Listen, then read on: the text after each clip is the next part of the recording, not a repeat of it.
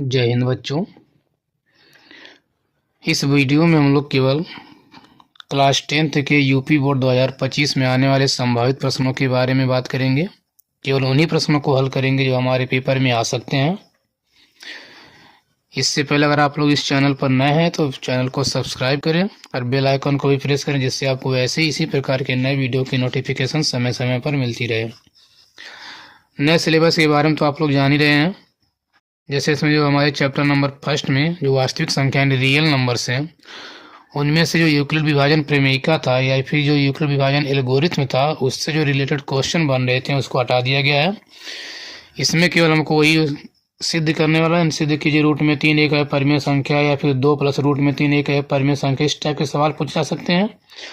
और जो हमारे एलसीएम और एचसीएफ के सवाल हैं, जो लेसा और मैसा के सवाल बनते थे, केवल ही 2 टाइप के प्रश्न हमारे इस चैप्टर से पेपर में आ सकते हैं। तो आइए हम देखते हैं कौन कौन से प्रश्न, संभावित प्रश्न जो आ सकते हैं पेपर में।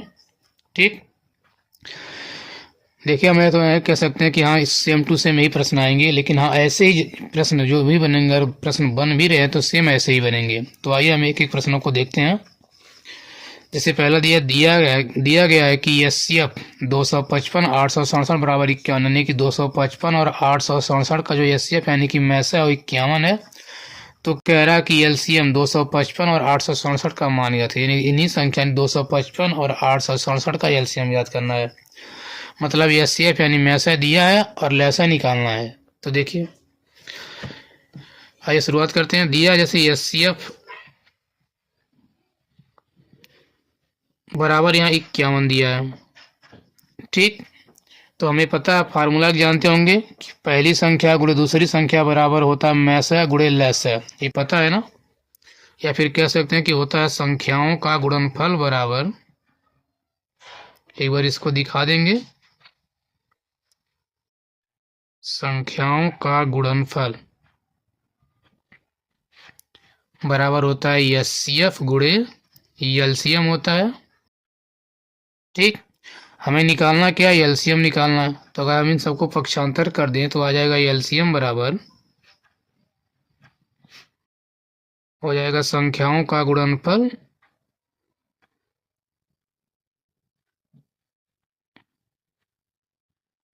ठीक, संख्याओं का गुणनफल और बटे में आ जाएगा एचसीएफ।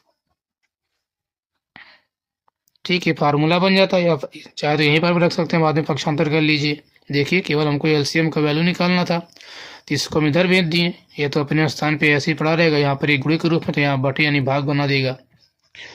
ठीक है, तो देखिए अब यहाँ पर क्या करना, एलसीएम निकालना किसका, एक बार इसको दिखा देंगे, 255 और 867 का बराबर क्या, संख्याओं का गुणनफल। तो संख्याएं कौन कौन सी हैं, यही दोनों संख्याएं हैं ना, यानी कि आ जाएगा 255 गुणे 867 बटे में लिख देना एचसीएफ किसका, तो एचसीएफ दिया हुआ 51। ठीक है, ये तो करेंगे ना। अब इसको काट सकते हैं, देखिए 5 एक 5, 5 5 25 से 51 से 255 पूरा 5 बार में कट जाएगा। अब यहाँ पर करना है 5 गुणे 867, तो गुणा करने पर आ जाएगा, देखिए 5 7 35, यानी कि 5, ठीक, ये कर देंगे, आ जाएगा 4335। यही क्या हो जाएगा, एलसीएम हो जाएगा। यही इसका आंसर हो गया। अब देखिए क्वेश्चन नंबर 2। तो दूसरा क्वेश्चन दिया है मैसे 306 657 बराबर 9, तो लैसा इसी का ज्ञात कीजिए। यानी 306 और 657 का मैसे दिया हुआ है 9, तो इसी का लैसा बताना है। सेम वही नियम लगाएंगे। ठीक, तो सॉल्यूशन में हम लिख सकते हैं वही सेम चीज, यानी संख्याओं का गुणनफल बराबर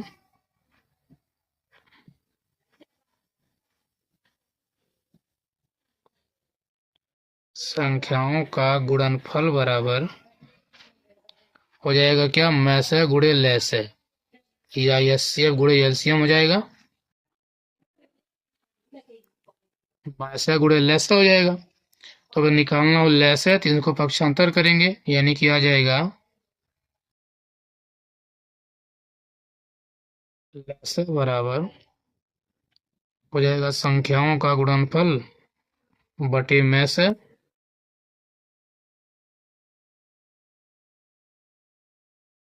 ठीक, संख्याओं का गुणनफल बटे में से आ जाएगा।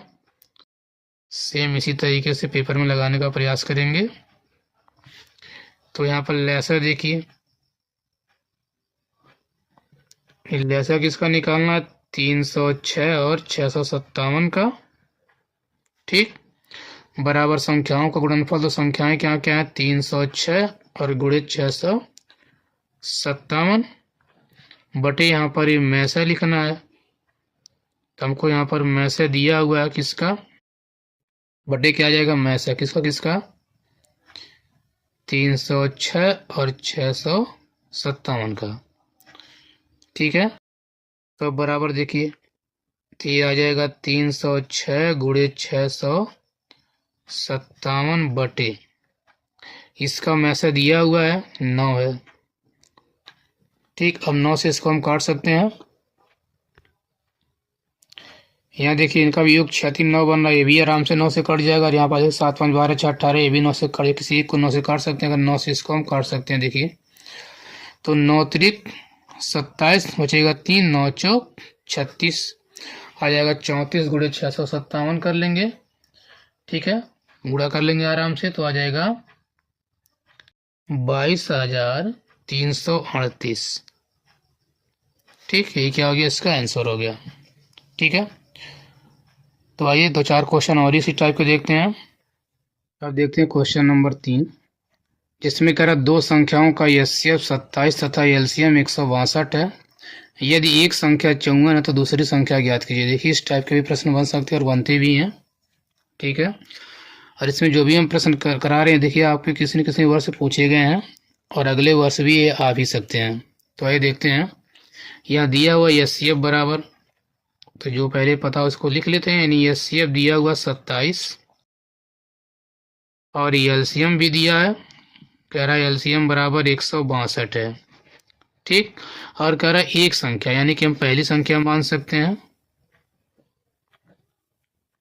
ठीक, पहली संख्या दिया हुआ है जो कितना है? 54 है। तो कह रहा है कि दूसरी संख्या ज्ञात कीजिए।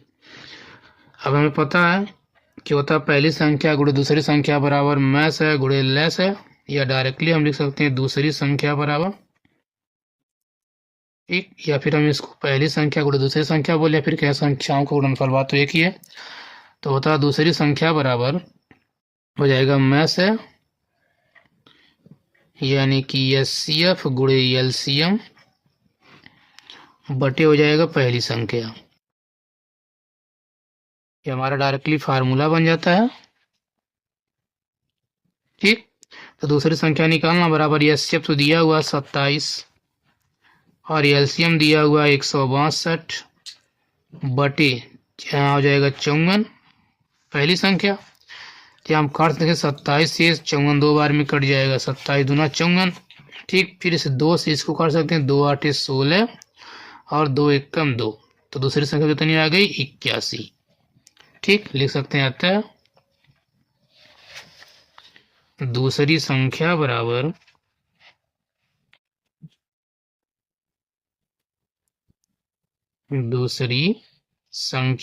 आ जाएगा 81। ठीक, अब देखते हैं क्वेश्चन नंबर 4, ये चौथा क्वेश्चन।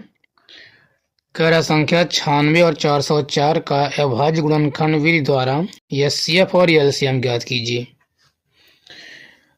देखिए एचसीएफ और एलसीएम दोनों निकालने का 2 तरीका होता है, एक होता है गुणनखंड विधि और एक होता है भाग विधि।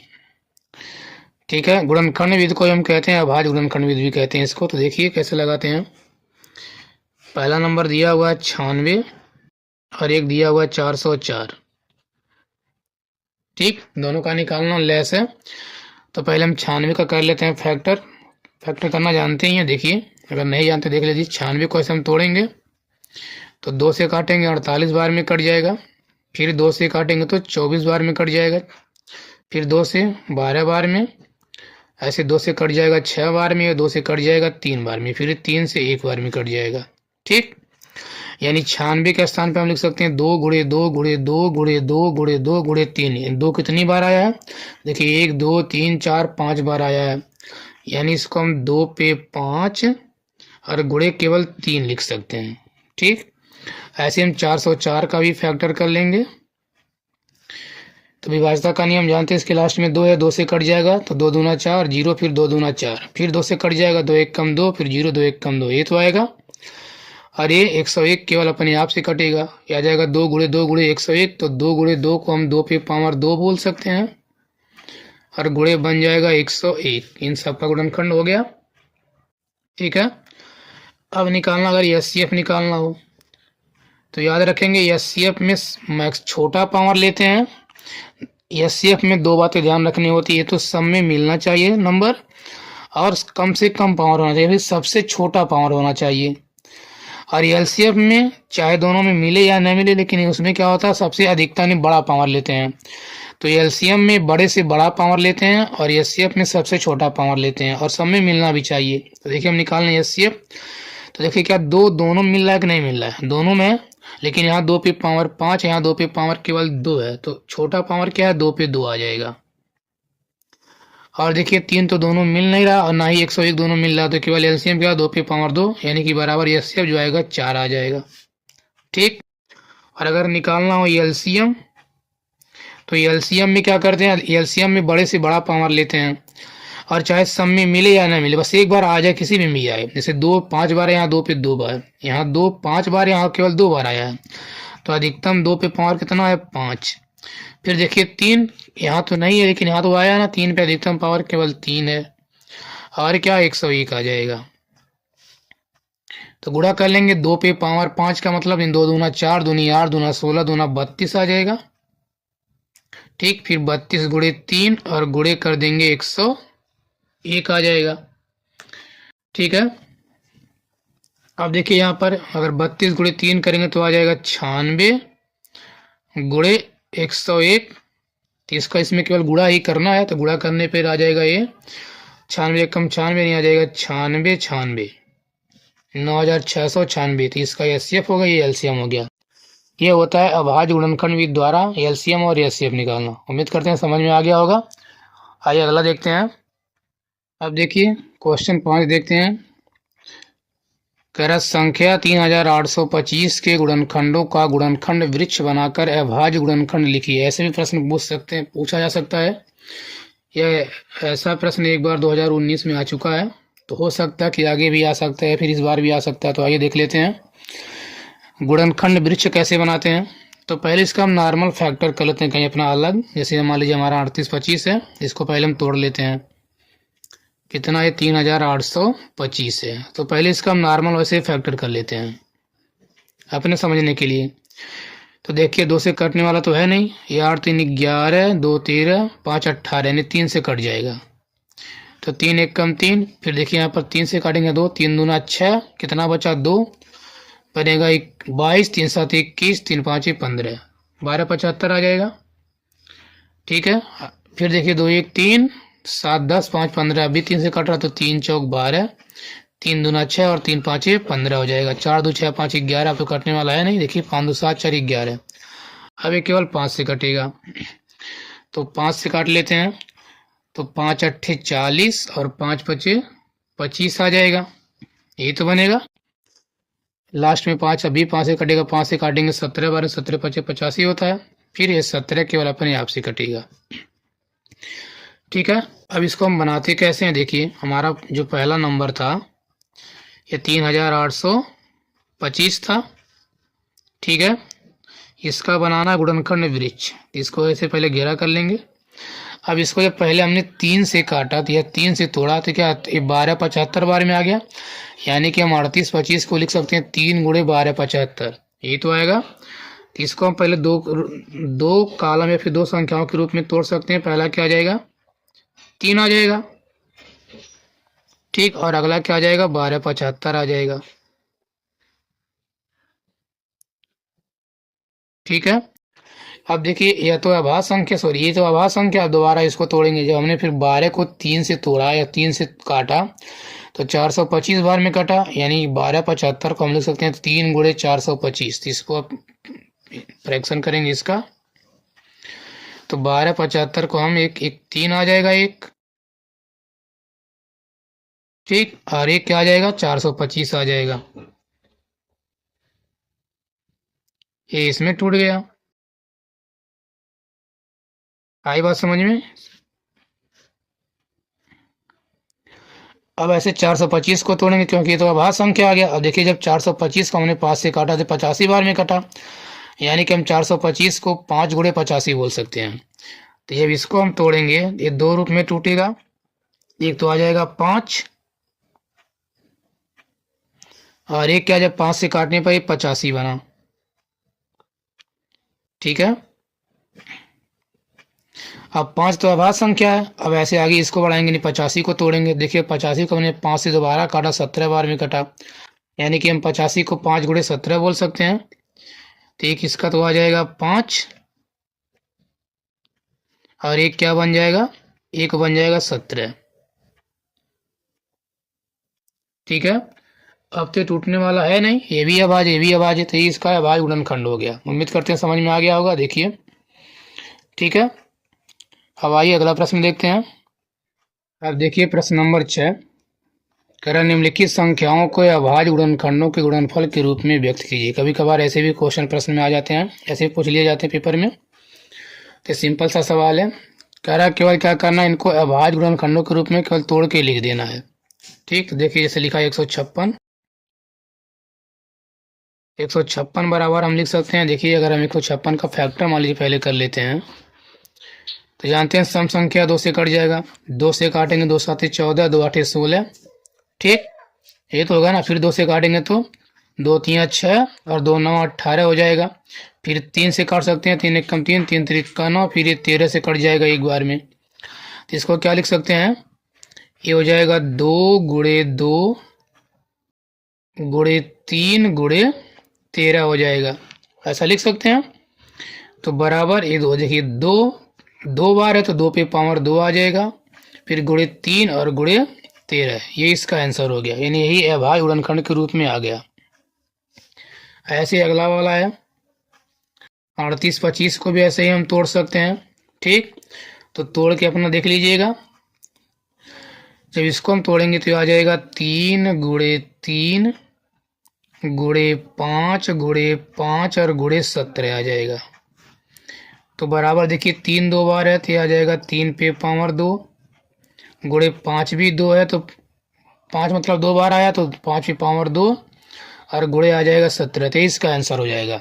उम्मीद करते हैं समझ में आ गया। और देखिए कभी कभी कहता है कि निम्नलिखित संख्याओं को अभाज्य गुणनखंडों के रूप में तोड़ के व्यक्त कीजिए तथा इनके घातों का योग बताइए। तो कभी कभी घातों का योग भी पूछ लेता है कि निम्नलिखित संख्या के अभाज्य गुणनखंडों के घातों का योग ज्ञात कीजिए, यानी केवल पावर को जोड़ लेना है। जैसे यहाँ देखिए 2 पे पावर 2 है, 3 पे पावर 1 है, यहाँ पर 13 पे पावर 1 बोल सकते हैं। तो घातों का, लेकिन घातों का योग बराबर, तो ये केवल पावर को जोड़ लेंगे, यानी 2 + 1 + 1 इसका आ जाएगा 4। ऐसा अगर इसका कहें तो यानी 2 + 2 + इस पे पावर 1 है तो 2 और 2 4 और 1 5 आ जाएगा। ठीक है।